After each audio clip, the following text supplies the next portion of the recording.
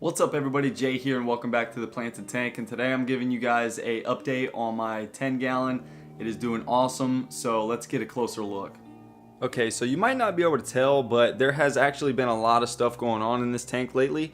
I pulled out about 50 dwarf sage plants and put those in my 29 gallon up in the front, and it looks awesome, but there's so much dwarf sage in this tank that you can't even tell that there is any missing. So that's awesome. The crypts in the left hand corner there, I was in there doing some maintenance about a week ago, and I think I scratched a bunch of them up with my algae scraper pad, like my sponge pad, the scotch pad, that's what it's called.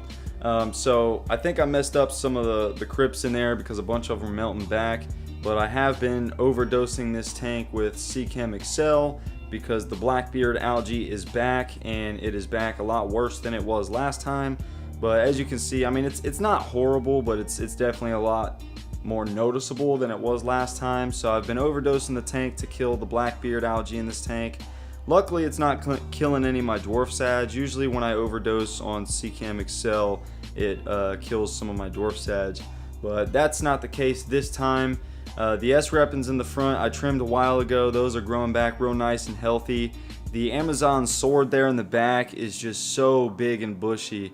I've said it a million times, but I'll say it again. The way to get Amazon swords bushy is to trim the outer leaves that are getting too long, and then it'll grow more leaves from the center. So it usually grows 2 leaves for every one that you cut off, or at least that's what's been happening in my case. So the Blixa japonica in the back corner over here is exploding. That stuff is probably going to be super tall here in the next few months. I put the Eheim Jaeger heater in there. Again, I actually found out how to recalibrate it. So basically there's 2 knobs on that heater at the top, so you basically want to line both of those up, and that's how it comes from the factory if you ever need to like reset it to recalibrate it completely. So that heater is doing awesome now. Let's see, there's some random crypts popping up over here in the dwarf sage and S-Repens. No clue where those even came from, so I didn't know crypts send out runners that's that far away, but apparently they do.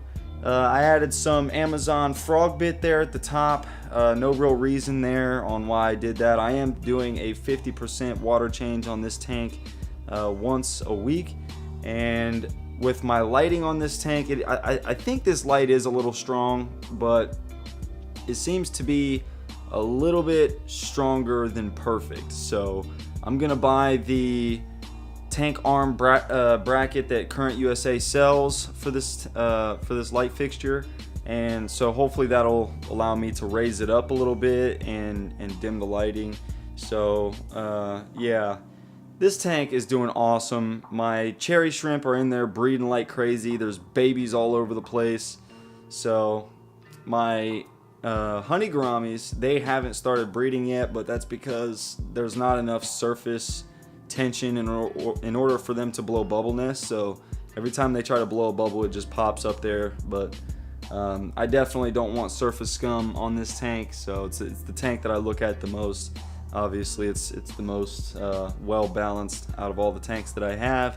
But that's basically all I got for this video. Stay tuned for the next videos coming this week, and next week I will be unboxing some stuff and a whole bunch of plants from boostplant.com. So if you're new here, consider hitting that subscribe button and the notification bell. That way you never miss a new upload. And hit the like button on this video if you enjoyed it. And as always, keep it planted.